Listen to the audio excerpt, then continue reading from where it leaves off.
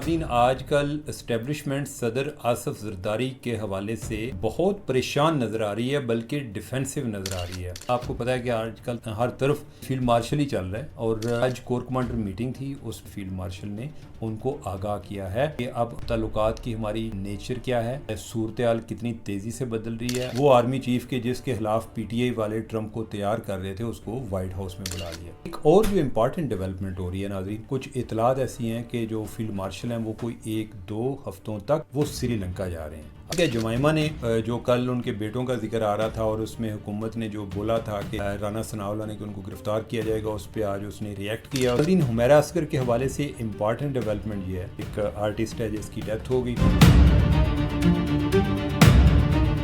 अस्सलाम वालेकुम नाज़रीन, उम्मीद है कि आप लोग खैरियत से होंगे। नाज़रीन, आजकल इस्टेब्लिशमेंट सदर आसफ ज़रदारी के हवाले से बहुत परेशान नज़र आ रही है, बल्कि डिफेंसिव नज़र आ रही है।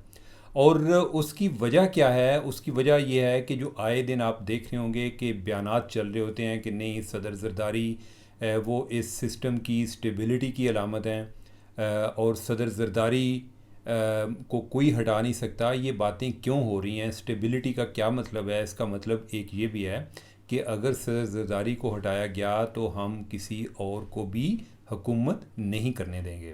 अच्छा, दूसरी तरफ से जो मोहसिन नकवी साहब हैं वो भी को आए दिन बयानात देते हैं। मोहसिन नकवी जो हैं वो बड़े एक क्या कहते हैं कि चुप बाबा थे, कि जो है मैन ऑफ फ्यू वर्ड्स, कि वो आमतौर पे बात नहीं करते, लेकिन इस इशू पे वो 2-3 दफ़ा बयान दे चुके हैं। अभी उनका जो ताज़ा बयान आया है उसमें उन्होंने ये कहा है कि उन्होंने कहा कि जो इस हवाले से जो ख़बरें चल रही हैं उनको मुस्तरद किया है। उन्होंने कहा कि ये एक मुहिम है और इसके पीछे कौन लोग हैं हम उसके बारे में जानते हैं और इसका फ़ायदा किसे पहुंचेगा उसके बारे में भी हम आगाह हैं। उन्होंने कहा कि ना तो सदर के इस्तीफ़े की कोई बात हुई और ना ही ऐसी कोई सोच मौजूद है, ना ऐसी कोई बात है कि आर्मी चीफ सदारत का मनसब संभालने के ख्वाहिशमंद हैं। नाज़रीन, ये वजाहतें देने की ज़रूरत क्यों पेश आ रही है और ये बड़ी अनप्रेसिडेंटेड किस्म की एक वजाहतें नज़र आ रही हैं। उसकी वजह यह है कि आपके नॉलेज में होगा कि एजाज़ सैयद ने एक ख़बर दी थी कि जिसमें यह था कि इस पर काम शुरू हो चुका है कि ज़रदारी साहब को फ़ारिग करना है। और जो मैंने एजाज़ की गुफ्तगू सुनी उससे मुझे ये लगा कि जैसे उसने कोई चीज़, कोई कागज़ पत्र, कोई उसकी नज़र से गुजरा है या किसी ने उसको उसका हवाला दिया है। वो किस स्टेज पर है, वो कितनी एक सीरियस एफ़र्ट है या वो एक मजाक है, मैं चूँकि ज़ाती तौर पे मालूमात के माहज़ से आगाह नहीं तो उसका मुझे आइडिया नहीं है। लेकिन जिस तरह मैंने आपसे पहले भी जिक्र किया था कि for me it doesn't make sense. अच्छा, जो मेरे लिए सेंस नहीं बनाती, इसका मतलब ये नहीं कि कई लोग अपने लेवल पे अगर कोई चवले मार रहे हों, कोई उस पर काम कर रहे हों तो उसका मैं ज़िम्मेदार नहीं। आपको याद होगा कि मैंने ये भी कहा था कि मोदी कभी भी हिम्मत नहीं करेगा कि वो पाकिस्तान पर अटैक करे। अब यह है कि मैं एक रैशनल की बुनियाद पे बात कर रहा था कि अगर मैं उसकी जगह पर हूँ तो मैं ऐसा नहीं करूँगा कि उसको जो नुकसान हो सकता है उसकी वजह से। अब अगर कोई बंदा ब्लंडर करता है तो उसके कॉन्सिक्वेंसेस आप देख लें कि जो मोदी फेस कर रहा है। ये भी बात जो मैं कर रहा हूँ, मैं इसको एक रैशनली मैं देखने की कोशिश कर रहा हूँ कि इसका फ़ायदा क्या हो सकता है। अगर आर्मी चीफ ने सदर बनना है तो क्या सदर बनने से ज़्यादा पावरफुल होंगे या जिस पोजीशन पर अभी हैं उधर ज़्यादा पावरफुल होंगे? दूसरी बात यह है कि सदर बनने का मतलब तो फिर ये हुआ कि वो मार्शल लॉ लगाएंगे, फिर तो इसका मतलब ये होगा कि ये सारी हुकूमत घर चली जाएगी। फिर सदर ज़रदारी का अकेले का क्यों उसका जिक्र क्यों होता है? फिर तो सब ने जाना है। ये तो मुमकिन नहीं है कि कहीं लिखा नहीं हुआ कि फील्ड मार्शल जो है उनको सदर बनाया जाएगा। और फिर अगर ये भी मान लिया जाए कि कोई बंदा ये बात करता है जी कि 27वीं तरमीम आ रही है तो उसमें ये बात शामिल की जाएगी, तो 27वीं तरमीम जो पहले 26वीं तरमीम थी उसको पास कराने के लिए पीपल्स पार्टी का बड़ा कलीदी किरदार था कि जो जितने वोट्स चाहिए थे जो इकट्ठा करने में पीपल्स पार्टी का किरदार था। और अगर 27वीं तरमीम पीपल्स पार्टी के ख़िलाफ़ आ रही है तो इन्होंने कितने लोग ऐसे इकट्ठे कर लेने हैं कि क्या जो अकेले नून लीग 2/3 अक्सरियत उसके पास है कि वो ये काम कर सकती है, और क्या ये काम पीपल्स पार्टी के बगैर हो सकता है? और सबसे बड़ी बात कि इससे फ़ायदा क्या होगा?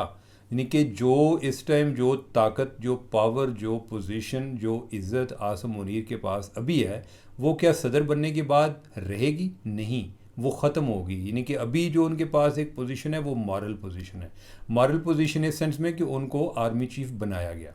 अगर वो सदर के ओहदे पर जाते हैं तो वो एक यूज़रपर बन जाते हैं, वो एक गासिब बन जाएंगे, ठीक है। तो उस लिहाज से उनकी पोजीशन जो है वो ख़राब होगी, तो लिहाजा इसकी सेंस नहीं बनती। अब यह है कि आपको एक और मैं हवाला दे दूं। आपको पता है कि सदर जो मुशर्रफ हैं कि वो इतनी देर वो जो सदर रहे वो अपनी पावर आर्मी चीफ़ के ऑफिस से ड्रा करते रहे। जो ही आर्मी चीफ़ का ऑफिस छोड़ा तो ये सियासतदानों के हाथ में आए। वो उनके लिए एक बिल्कुल एक स्ट्रेंज टेरिटरी थी जिस पे उन्होंने कभी प्ले ही नहीं किया था। वो फ़ारग हो गए, जरदारी साहब के हाथों ही फ़ारग हो गए। तो ये मुमकिन ही नहीं है। लेकिन सवाल फिर उधर आता है कि हुकूमत या इस्टेब्लिशमेंट इतनी परेशान क्यों है। परेशानी का जो इसमें ये जो ख़बर है इसकी वजह से एक काफ़ी ज़्यादा एक मिसअंडरस्टैंडिंग क्रिएट हुई है। मिसअंडरस्टैंडिंग इस सेंस में कि जो जरदारी कैंप है उनका ये ख्याल है जी कि वो 5 साल पहले भी जब सदर थे तो उनके ख़िलाफ़ कोई ना कोई मूव चलती रहती थी और उनको हटाने की बहुत सारी कोशिशें की गई। उनका फिर यह है कि उनको लगता है कि अगर ऐसी कोई बात है तो इसके पीछे कोई बात है, तो वो क्या बात है, तो लिहाजा वो अपने लेवल पे वो भी एक गैस वर्क करते हैं। अब दूसरी तरफ यह है कि उनको जो इस्टेब्लिशमेंट है वो अपनी वजाहतें देती है कि ऐसी कोई बात नहीं है, ठीक है। अब यह है कि बात जो है वो ख़त्म ही नहीं होती, और बात तब ख़त्म हो कि अगर कोई और बात चल रही हो। हमारे यहाँ ये भी है कि चूँकि आजकल कोई ऐसा कोई बड़ा महाज खुला नहीं हुआ, तो लिहाजा जो 2-4 बातें होती हैं वही चलती रहती हैं। अदरवाइज़ अगर हमारे पास जो है बहरानों की कमी नहीं होती, और जब बहरान आते हैं ना वो एक बहरान को ख़त्म करने के लिए एक दूसरा बहरान जो है उसमें हम लग जाते हैं तो पहला बहरान लगता है ख़त्म हो गया, तो वो ऐसी बात नहीं है। तो इसमें जो एक ये अभी पोजीशन आ रही है मोहसिन नकवी की तरफ से बयान आना, मैंने आपको लास्ट टाइम भी बताया था कि मोहसिन नकवी जो हैं वो इन दोनों के दरमियान एक जो है एक राब्ते का किरदार अदा करते हैं, और दोनों पार्टियां उनको इंतहाई अजीज़ रखती हैं। अब उनकी तरफ से बयान आप समझें कि चूँकि ये मामला भी पॉलिटिकल है, इस पर DGISPR भी इसी तरह की किसी की खबर पर इस तरह से बयान दे नहीं सकता। तो मोहसिन नकवी से ये कहा गया कि आप हमारे बिहाफ पर ये बात वाजे करें कि ऐसी कोई बात नहीं है, और ताकि ये जो एक तो चैम गोइयाँ हो रही हैं ना, चैम गोइयाँ से आमतौर पर हुकूमतें इतनी घबराती नहीं हैं। ज़्यादा उनको मसला ये होता है कि जब आपस में कोई एक मिसट्रस्ट क्रिएट हो, तो वो एक उनके दरमियान एक मिसट्रस्ट क्रिएट हुआ है कि उसमें जो उनको लगता है कि जो एक सदारती कैंप है उनमें एक ये तासर पाया जाता है कि ये ख़बर आखिर इस तरह की आई क्यों। यानी मतलब ये है कि क्या किसी लेवल पे अगर कोई बंदा कोई बेशक उसकी इमेच्योर मूव है तो कौन कर रहा है। तो उस हवाले से एक पहले ISI का एक ट्विटर हैंडल भी है, मारहोर के नाम से ऑपरेट करते हैं, उसने भी इस बात को डिसमिस करने की कोशिश की है, इसको झूठा करार देने की कोशिश की है। आमतौर पे ये कोई छोटी मोटी बात को इस तरह से उसको ज़्यादा अहमियत नहीं देते। और फिर मोहसिन नकवी जो है वो 2-3 दफ़ा ये बात कर चुके हैं। तो बेसिकली मोहसिन नकवी की तरफ से बात आना, कोई और बंदा बात करे, कोई वज़ीर, तो वो लगेगा कि नून लीग की तरफ से बात आई है। जब मोहसिन नकवी बात करेगा तो लगेगा कि ये आर्मी चीफ़ की तरफ से बात आई है, फील्ड मार्शल की तरफ से बात आई है। तो उस लिहाज से मुझे ये लगता है कि जो है ना इस दौरान जो है एक गलत फहमी ने जन्म लिया है। उसके पीछे कौन शरपसंद हैं, किधर से ये बात, कोई माहज़ क्या है, उसके बारे में मुझे आइडिया नहीं है। लेकिन ये हुकूमत या इस्टेब्लिशमेंट इस चीज़ पे अपने आप को डिफेंसिव फील कर रही है। वो फील कर रहे हैं कि ये ऐसा जो तासर है वो क्यों गया, या उनके ज़हन में ये ऐसी बात क्यों आई।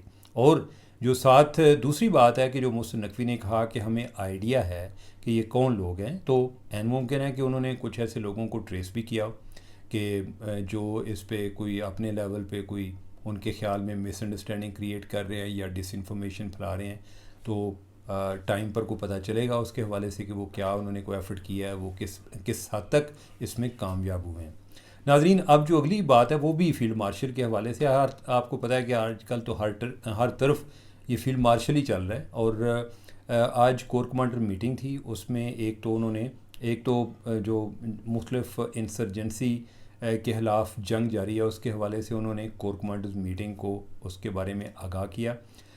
और इनको अब जो है उन्होंने पहले ख्वारजी कहते थे जो तालिबान है, और जो इंडिया दूसरे जो हैं बलूचिस्तान वाले उनको इंडियन स्पॉन्सर्ड कहते थे। तो इसमें जो ज़िक्र आया है उनकी उधर से जो एक ऑफिशियल नोट जारी हुआ है उसमें जो इंडिया बैक्ड हैं उनका ज़िक्र है। हालांकि तालिबान के हवाले से भी आमतौर पे यही कहते हैं जी कि इनको भी इंडिया सपोर्ट कर रहा है। तो अब हमारी उनसे गुजारिश है कि ये वाजे कर दें कि जब वो बात कर रहे होते हैं तो इससे पता चल जाए कि किसकी बात कर रहे हैं। लेकिन उसके अलावा जो उन्होंने बात की है वो ये है कि उन्होंने उनको जो कोर कमांडर्स हैं उनको अपने अमेरिका के विज़िट के बारे में आगाह किया है, और जो बाकी ममालिक में गए हैं उसके बारे में फ़ील्ड मार्शल ने उनको आगाह किया है कि अब ताल्लुकात की हमारी नेचर क्या है, सूरत हाल कितनी तेज़ी से बदल रही है और क्या हो रहा है। नाज़रीन, इसमें एक चीज़ जो है ना बड़ी इंपॉर्टेंट है, दो चीज़ों पर मैं अभी बात करूँगा। एक तो यह है कि कल एक डेवलपमेंट हुई है, आई डोंट नो कि आप में से कितने लोगों ने नोट की है। कहने को ये डेवलपमेंट ब्राज़ील में हुई है, लेकिन आप ज़रा इसको एक माजी में देखें तो ये पाकिस्तान में भी हो सकती थी। आपको मैं बताता था कि अगर ट्रंप की तरफ से इमरान खान के हक़ में कोई ट्वीट आ गया तो इस पे कोई ताज्जुब की बात नहीं है। अब यह है कि इन्होंने जिस तरीके से स्मार्टली प्ले किया है कि इन्होंने ट्रंप को जो वो सुनना चाहता था, जो उसके ख्वाब थे, इन्होंने उसको कल्टीवेट किया है और वो एक तरह से जैसे हमारा एम्बेसडर बन गया। और सो मच कि उसने वो आर्मी चीफ़ के जिसके ख़िलाफ़ पीटीआई वाले ट्रंप को तैयार कर रहे थे उसको वाइट हाउस में बुला लिया।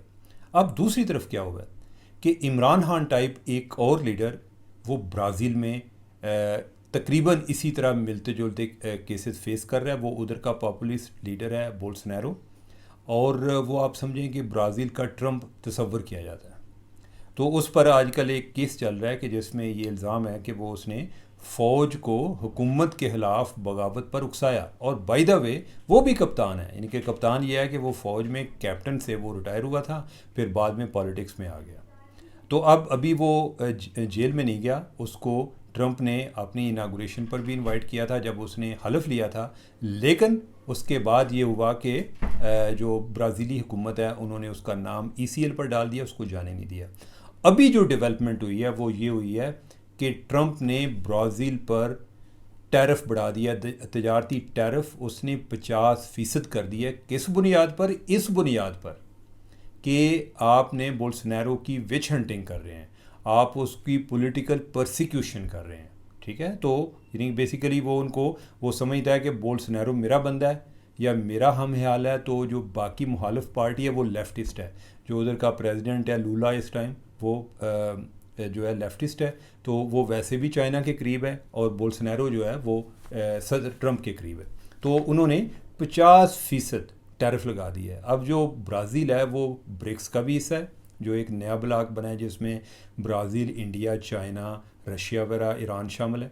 तो उस पर उसने कहा कि जो भी कोई अगर ये जो ब्रिक्स मेंबर्स हैं इनके ख़िलाफ़ मैं अलहदा से 10% टैरिफ लगाऊंगा, यानी कि जो जो उन पे एज अ कंट्री पहले उसने लगाया हुआ है टैरिफ, उसके अलावा अलग से ब्रिक्स का मेंबर होने पे उनको लगेगा शुक्र है हम मेंबर नहीं बने, हमने कोशिश बड़ी की लेकिन हम बन नहीं पाए। तो अब ज़रा इस तनाज़ुर में देखें कि उसने यानी कि ये अगर जो इन्होंने जिस तरीके से भी ट्रंप को कल्टीवेट ना किया, अगर वो ना किया होता तो आज यही सूरत हाल होती जो कि उधर ब्राज़ील की हुई है कि हम पे हो सकता है कि जो पीटीआई के वो अमेरिकन पाकिस्तानी अमेरिकन है वो इस पोजीशन में आ जाते, और वो काफ़ी हद तक ट्रंप को लॉबिंग करने में कामयाब हो चुके थे। वो इस पोजीशन में आ जाते कि जिसमें कि यही जो पाबंदियां हैं, इस तरह की जो सैंक्शंस हैं कि कोई 50% टैरिफ पेनल्टी जो है ये पाकिस्तान पर भी लग जाती। दूसरा एक और इशू है जो उसने ब्राज़ील पे इल्ज़ाम लगाया है जिसके पूरी दुनिया पर असरात हैं, उस पर मैं बाद में बात करूंगा, हमारे मौजू से हम हट जाएंगे, लेकिन वो बड़ा इंपॉर्टेंट इशू है, उस पर मैं कभी दोबारा बात करूंगा। लेकिन यही बात जो है यानी कि इसमें जो फील्ड मार्शल का बड़ा रोल है कि ट्रंप को कल्टीवेट करने में, आपको पता ही है कि जिस तरीके से उन्होंने वाइट हाउस बुलाया और जिस तरीके से उनको रिसेप्शन दी। एक और जो इम्पॉर्टेंट डेवलपमेंट हो रही है नाज़रीन वो ये है कि कुछ इतलात ऐसी हैं कि जो फील्ड मार्शल हैं वो कोई 1-2 हफ्तों तक वो श्रीलंका जा रहे हैं। आप कहने को आप कहेंगे श्रीलंका कड़ा मुल्क है जी, उठे जाके की करना है। देखें जो ओवरऑल इस टाइम इंडिया के लिए परेशानी बनी हुई है, इंडिया ने कभी अपने आप को इतना गैर महसूस नहीं किया था। अब जो है जिस तरह मैंने कल आपको बताया था कि वो कहते हैं जी कि चाइना, बांग्लादेश और पाकिस्तान इकट्ठे हो गए हैं। अब जो है यानी कि जो एक चौथा मुल्क उनकी फहरिस्त में आ रहा है कि जिससे उन्होंने घबराना है, डरना है, वो श्रीलंका है। श्रीलंका के साथ हमारे माजी में भी अच्छे ताल्लुकात रहे हैं, फ़ौजी ताल्लुकात बड़े रहे हैं। उसको दरमियान में जो इंडिया वाले हैं उन्होंने कोई कट करने की कोशिश की। अब जो है वो दोबारा से उधर हो रहे हैं, वो भी इन अ सेंस कि चाइना ब्लॉक में भी है, इसी तरह वो जो है पाकिस्तान के करीब भी है। तो अब जो ओवरऑल एक हित्ते में कोशिश हो रही है वो ये हो रही है कि एक तो सार्क जैसी एक और तंजीम बनाई जाए ताकि जो इंडिया है इसको वैसे ही इसका जो साइज़ है ना कट कर दिया जाए, और दूसरा जो इन इलाकों में जो कि जिनके साथ भारत के मसाइल चल रहे हैं, ये उसके हमसाए हैं, उनके साथ अपने फ़ौजी ताल्लुकात बेहतर बनाए जाएँ। तो इस हवाले से भी आज कोई बात डेफिनेटली कोई कोर कमांडर मीटिंग में भी हुई होगी। तो नाज़रीन, अब जो हम अपने नेक्स्ट टॉपिक की तरफ जाते हैं। नेक्स्ट टॉपिक है जुमाइमा ने जो कल उनके बेटों का जिक्र आ रहा था और उसमें हुकूमत ने जो बोला था कि राना सनाउल्लाह ने कि उनको गिरफ़्तार किया जाएगा, उस पर आज उसने रिएक्ट किया। उसने कहा जी कि किसी डेमोक्रेसी में ऐसा नहीं हो सकता कि मेरे बच्चों को उनके बाप से बात करने की इजाज़त नहीं है, और ये किसी डेमोक्रेसी में नहीं हो सकता। अच्छा, ये तो चलें, यानी कि उनका राइट है ये बात करना, और यानी कि उनको बात करने की इजाज़त भी मिलनी चाहिए थी। लेकिन जो एक इम्पॉर्टेंट चीज़ है वो ये है कि मैं सोच रहा था कि जुमाइमा तो कह रही थी, इनका एक ट्वीट आया था कि मेरे बच्चे जो हैं वो सोशल मीडिया पर नहीं हैं। अभी इनका बेटा जो है वो ट्वीट कर रहा होता है, तो ये फिर कब हुआ, ये कि उसके बाद में शुरू किया, ये क्या हुआ है? ये एक बड़ा क्वेश्चन मार्क है कि वो कैसे दोबारा से, यानी कि वो जो जुमाइमा का जो बयान था उसमें इसमें एक जो तजाद नज़र आता है। बाकी जो पार्टी है वो अपने लेवल पर कायम है कि हमने प्रोटेस्ट करना है, वो कितना अच्छा कर सकते हैं ये वक्त बताएगा। नाजरीन, हुमैरा असगर के हवाले से इम्पॉर्टेंट डेवलपमेंट ये है, जो आपके नॉलेज में होगा कि जो उधर केस चल रहा है, जो एक आर्टिस्ट है जिसकी डेथ हो गई, तो उसके हवाले से कि उसका आखिरी टाइम पर किससे रब्ता हुआ। एक तो ये है कि जो बड़ी एक दिल दहला देने वाली एक इंकशाफ है वो ये है कि उसको मरे हुए कोई वो अक्टूबर में उसकी डेथ हो गई थी, यानी कि अभी से कोई आप समझें कि कोई 8-9 माह हो गए हैं, यानी कि अक्टूबर, नवंबर, दिसंबर, और अभी कोई 6 माह और हो गए हैं साथ, तो तकरीबन 8-9 माह पहले उसकी डेथ हुई थी। ये किस बुनियाद पे ये इस नतीजे पे पहुँचे हैं, उसी ये है कि उसका लास्ट टाइम किसी से जो कांटेक्ट हुआ था वो अक्टूबर में हुआ था फ़ोन पर, और वो फ़ोन पर किससे रब्ता हुआ था, वो किसी टैक्सी वाले को रब्ता कर रही थी। तो तब से बाद उसका किसी से रब्ता नहीं, कोई उसने सोशल मीडिया पोस्ट नहीं की, बल्कि कोई किसी ने बोला भी कोई फरवरी में कि उसकी कोई खैर खबर नहीं है, किसी ने कोई इंस्टाग्राम पे ये बात डाली कि उसके बारे में कोई इतला नहीं है, और उसकी जो लास्ट पोस्ट है वो अक्टूबर में थी, तो कोई बंदा नहीं बोला। नाजरीन, ओवरऑल अभी जो ये केस चल रहा है और उसमें जो ख़ास तौर पे ये जो सोशल मीडिया है या ये जो कल्चरल, बेसिकली ये अभी कल्चरल वार में हम एंटर हो चुके हैं। उसमें उसका बाप उसकी मैयत वसूल करने नहीं आया, ये अभी तक मसला बना हुआ है। अब सिंध गवर्नमेंट ने कहा, उनके कल्चरल मिनिस्टर ने कहा है कि हम जो है उसका जनाजा पढ़ाएंगे, हम उसकी तदफीन करेंगे। लेकिन जो बाप ने रवैया अपनाया, एक तो वो बड़ा कंडेमनेबल है, लेकिन दूसरी तरफ जो है हमें इस पर भी गौर करना चाहिए कि ये इतनी तलहियाँ पैदा क्यों हो रही हैं, कि जो इतने जज्बाती रिश्ते हैं, कि जिधर आपस में ताल्लुक़ जो है, जिधर मोहब्बत जो है वो बड़ी गैर मशरूत किस्म की होती है, उधर वो इस हद तक क्यों चले गए हैं।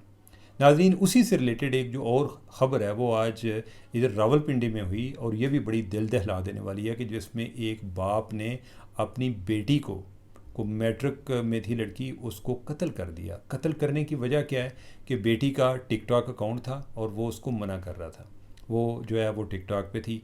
अब नाजरीन, ये जो चीज़ें सोशल मीडिया है, इसने हमें कहने को तो हमें बड़ी फेम भी दी, बड़ा रातों रात लोग सेलिब्रिटी बन जाते हैं, हम एक इन्फ्लुएंसर्स के दौर में दाखिल हो गए हैं, लेकिन ओवरऑल इसने जो एक ख़ानदानों में एक बड़ी परेशानियां, बड़ी कशीदगी भी पैदा कर दी है। ओवरऑल जो हमारा एक कल्चर था उससे हटकर चीज़ें हो रही हैं। अब कहने को तो दो तरीके हैं इसको कहने के लिए, कि उनको आप टॉलरेट करना चाहिए। दूसरा इसको तरीका ये है कि अगर आप पर्सनली इस तरह के मामलात एक्सपीरियंस कर रहे हो तो आपका क्या रद्द-ए-अमल होगा, या यानी कि कोई इस इंतहाई स्टेप पर ना भी जाएँ कि उस बच्चे को मार दें, लेकिन ओवरऑल आप कितनी तकलीफ़ में होंगे। तो नाज़रीन, ये जो बच्चे हैं ना, ये हमारे बच्चे नहीं हैं, अब ये सोशल मीडिया के बच्चे हो गए हैं।